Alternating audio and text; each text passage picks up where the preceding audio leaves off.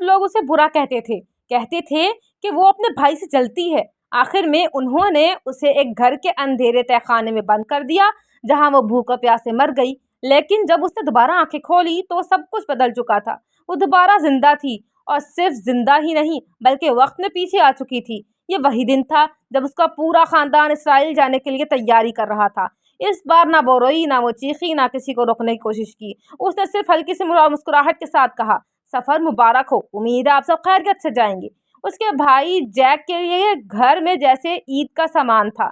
माँ इसके कपड़े सूटकेस में भर रही थी। दादी बार बार हिदायत दे रही थी, 2 पैकेट नूडल्स और रख दो, मेरा पोता बाहर खाना खाना नहीं खा सकता। वालिद खामोशी से सामान पैक कर रहे थे, और जैक वो सोफे पर लेटा मोबाइल गेम खेल रहा था, जैसे दुनिया में इससे ज्यादा अहम कोई ना हो। वो खामोशी से सब कुछ देखती रही, क्योंकि उसे याद था पिछली बार चंद दिन बाद क्या होने वाला था। पिछली जिंदगी में भी सब कुछ ऐसा ही हुआ था।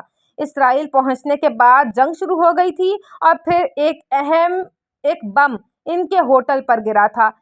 उसने ये खबर तहखाने में बंद रहते हुए टीवी पर सुनी थी, इसलिए इस बार वो किसी को खबरदार नहीं करने वाली थी, क्योंकि पिछली बार जब उसने इन्हें रोकने की कोशिश की थी तो किसी ने उसकी बात मानी नहीं थी, बल्कि उल्टा उसे बुरा भला कहा। जैक से जलती है, खुशी बर्दाश्त नहीं होती, हमें बद्दुआएं देती है। इस बार वो खामोश थी। माँ ने उसे देखा और गुस्से से बोली, खड़ी क्या देख रही हो, जाकर बर्तन धो। उसने फौरन कहा, ठीक है। उसके जवाब पर वो चंद लम्हे हैरान रह गए, क्योंकि मैं पहली बार बगैर बहस के उनकी बात मानी थी। वो किचन में चली गई। पीछे से दादी की आवाज़ आई, देखा, मार मार कर आखिर सीधी हो गई।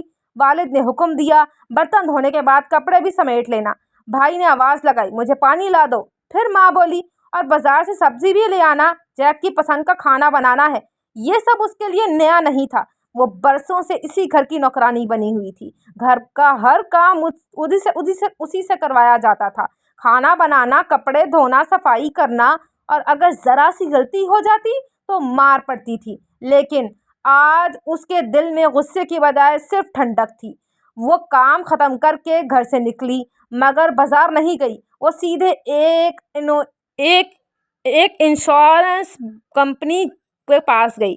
उसने एजेंट से कहा, मेरे ख़ानदान की आज इसराइल की फ़्लाइट है, इनके लिए इंश्योरेंस करनी है। ये सुनकर वो चौंक गया, क्योंकि सब जानते थे कि वहाँ हालात ख़राब है, मगर इनसे सवाल नहीं किया। इसने तमाम कागजात तैयार कर दिए। फिर पूछा, अगर कोई हादसा हो जाए तो रकम किसको मिलेगी?